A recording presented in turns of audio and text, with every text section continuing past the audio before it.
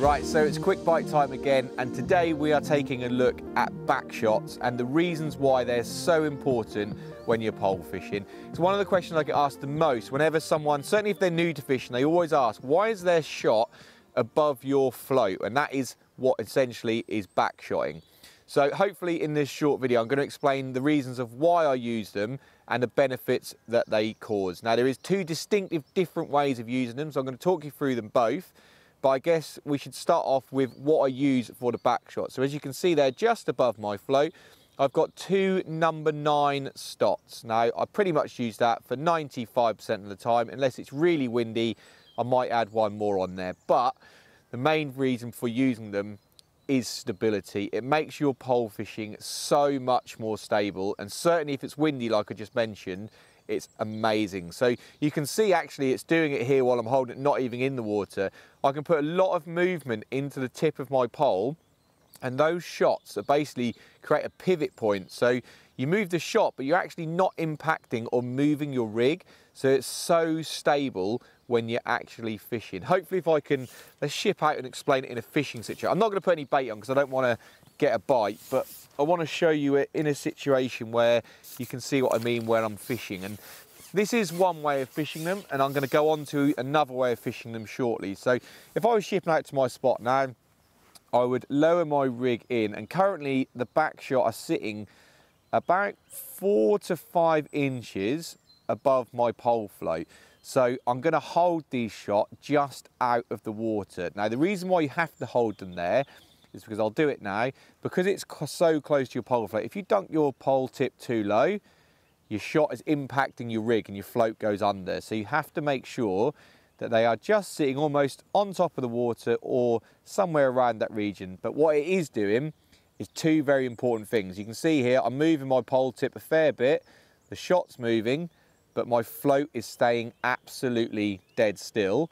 And secondly, you can probably see how tight that line is. So all the way from my pole tip to my back shot, that is tight. So if I was to get a bite now, obviously I'm not gonna because I've got no bait on, but if I was to get a bite, a short lift of pole, I've only got to move that 4 or 5 inches of line to make connection with that rig. So that's the two most important things, stability and connecting with your bites very quickly. And it's always worth mentioning, if there is any wind, there's not today, it's absolutely perfect. But if there was wind, just hold your back shot above wind or upwind of your float. So basically it's creating that pivot point again, and your float will sit stable against those back shots. So that's what it does. That's one way of fishing them. What I'm going to do is whip this in now, and we'll talk you through the second way, and actually the way that I find the most effective when using backshot. So just taking a look at the second way in which I use backshot. This is actually, as I mentioned, my preferred way of using it.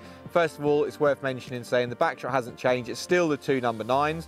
It still creates this lovely movement being allowed because the weight absorbs the movement of my tip of my pole. But the only thing that has changed is the placement of those shot. So if I show you like this, you can probably see what more I'm saying. The shot is always ever so slightly closer to my dacron than it is my float. You can see there, it's about 1 inch different. And the reason for that is that weight can now never impact my pole rig. So it doesn't matter if how low I put this pole tip, that shot isn't going to pull my float under like it did in the first way that I showed you. And you can see it's doing it here as I'm holding it. What that also does is this loop of line that's just sticking up around the bristle of my float. See, if I lower these shot, you can now see that would pull that line under the water, and sometimes that line can create a real parachute, and that's what drags your rig out of your swim when it's windy. So just by lowering your tip, putting those shot under the water, it sinks this bit of line here, and it makes it much more stable. Now you'll probably be able to see that better in a fishing situation. So what I'll do is I'll ship out there and explain it to you. So same as we would normally, we'd flick out the rig. Again, I've got no bait on. This is purely to show you the impact of what backshot would do. And I would mention that I would have this float shotted a little bit lower than what it is, but for the purpose of the video, so you can see we've done it in this way. So now the backshot are out of the water, and you can see that line on, hopefully you can see it, just above the float there. that would create, if it was windy, a real parachute. By just lowering my pole tip, there we go, look, it's all completely sunk. Now that pole float is so stable, and you can look at the movement on my tip. You can see me moving it now. I mean, I'm probably moving a good, nearly a foot maybe, and that pole float is not even moving because it's the shot that's taking the movement away from it. So that's the stability side of it. And I was mentioning about the placement, if I can lower this pole tip all the way to the water, and because it's slightly higher towards the tip than it is the float, it will never pull my float under like it would in the first way. So that for me is why I use it in this style, but there is a real split opinion on what style's better. So work out what's best for you, but trust me, using Backshot in your rigs will make it more stable and in turn catch you more fish. So I hope that's explained it quite well. As I'm set up and fishing, it would be rude not to put it into practice and see if we can't catch one before we head off.